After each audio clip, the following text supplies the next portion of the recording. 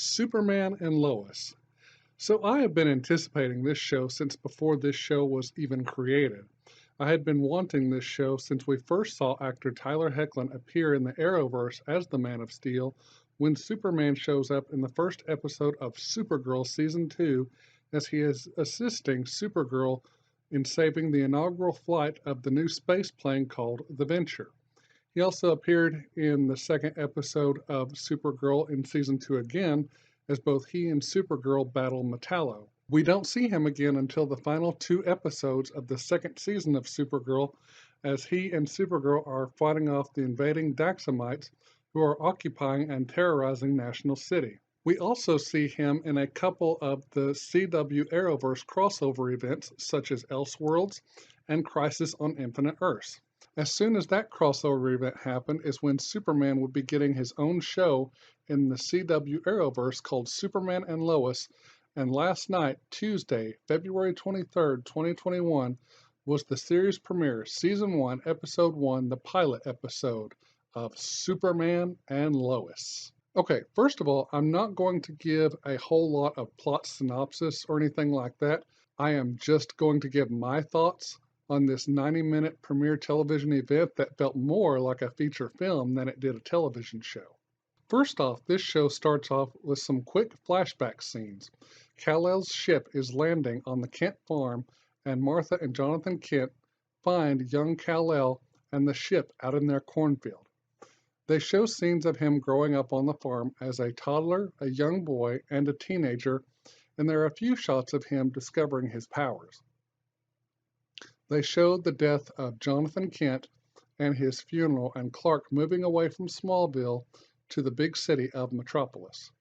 Then they show what I'm assuming is Superman's first big save in Metropolis, and what an epic moment that was in this show. So I'm not going to spoil that. I want you guys to watch it and see what you think, but that part was just epic.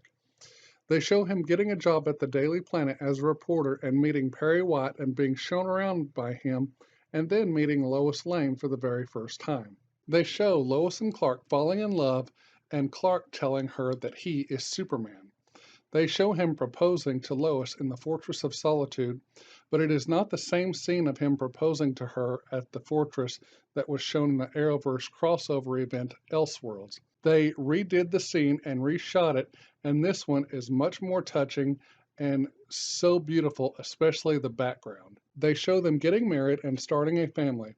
Now, this has been sort of hinted at in other Superman TV shows, but never fully explored until now. I'm not going to spoil this part. I'm just going to say you need to watch this first episode of Superman and Lois. This is where the story starts in this episode. Clark Kent is still a reporter for the Daily Planet newspaper. He is married to his wife Lois Lane, who is also still a reporter for the Daily Planet newspaper. He is still Superman, and now they both have two teenage sons, both fraternal twins. This pilot episode shows Lois and Clark's challenges of both being full-time working parents to two teenagers, along with Clark being Superman. Though the twins don't know he is Superman, Lois thinks he should tell them, but he doesn't want to put that burden on them. Clark experiences a personal tragedy, and this is one of the most emotional scenes I have ever witnessed as far as Superman goes. We see his human vulnerability like we have never experienced in other Superman media, but this time it's on a different side. We see both Lois Lane and Clark Kent experience professional tragedy, or is it? After this, we learn that Lois and Clark come to a decision that they should possibly move the family to Smallville to the Kent farm to see if they can restore some sort of normalcy to the family. With all this going on, Superman also faces a new enemy, something or someone who knows everything about him, and we see him causing problems for Superman. This enemy is causing nuclear reactor meltdowns and is fighting with Superman in space above the Earth. We don't know a whole lot about this thing or person, but we know it's going to be something of a test for the Man of Steel. This show or episode pays homage to the history of Superman, which is such a rich history. So let me expand on that a little bit. During the first save in Metropolis, we see Superman wearing the Fleischer uniform that has been seen in early comics and early cartoons of Superman.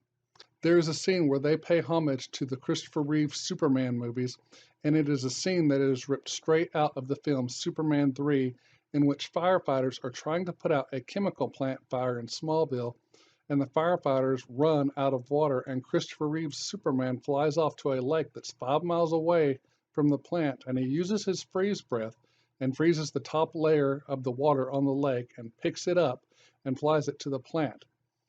Just as it gets over the plant, he drops it and it breaks up, and the water from the lake puts out the fire. Now, same deal in this show and in this episode, Superman is trying to stop a nuclear reactor from melting down in Metropolis, and he flies off toward the bay and uses his freeze breath and freezes a huge part of the water from the bay and picks it up and flies it to the nuclear reactor cooling towers and lowers it down in there, and as he does, the heat melts the ice, which the water from the melting ice stops the reactor from melting down and cools it down. He also repairs the reactor breach with his laser heat vision. Another thing ripped straight out of the first and fourth Christopher Reeve Superman films happens in Smallville on the farm. It is in the barn. They show on the floor this area beneath the ground. In the barn are doors covered with hay that, when opened, reveals where the ship that Kal-El arrived in years ago is hidden. In Superman and Lois, when the family is at the Kent farm, the twins discover that in the barn the same way Christopher Reeve discovered it in the 1978 Superman film, and it is also shown again in Superman 4, The Quest for Peace. This show also pays homage to the Superman history with a scene in Smallville that looks like it was taken from one of the very first scenes of the TV show Smallville, where we see Jonathan and Martha Kent in Smallville downtown as the Smallville football team is celebrating as they had just won another game, and this is before they find Clark. So, yeah, they're also paying tribute to Smallville, which was also a great Superman TV show. As far as Superman having kids, I don't know if they ever had kids in the comics. I read a few Superman and Batman comics growing up, but I was mainly introduced to Superman and Batman through Christopher Reeve and Michael Keaton through the Batman and Superman films that they were both in. We did see during the ending scene of the final episode of Lois and Clark, The New Adventures of Superman, that they ended getting a baby boy. Also, during Crisis on Infinite Earths in the CW crossover, after Iris West, Lois, and Clark, and then Supergirl's Lex Luthor, played by John Cryer, visits the Kent farm where Tom Welling's Clark Kent and Erica Durance's Lois Lane are on Earth 167, we hear Erica Durant's Lois Lane mention that they have two little girls. Now, as far as I know, this is the first time on television that the children or offspring of Lois Lane and Clark Kent will be explored. Like I said, maybe that's happened in the comics. I don't know. So if I missed that, please don't get on to me too much. But yeah, as far as in television that I know of, this is the first time the children will be explored. So, do I have some complaints? Yes, and here they are. If this show is in keeping in tune with what we have already seen from the Superman Clark Kent and Lois Lane in the Arrowverse, and if it's going to keep going from all that we have seen so far, then there's a major plot hole.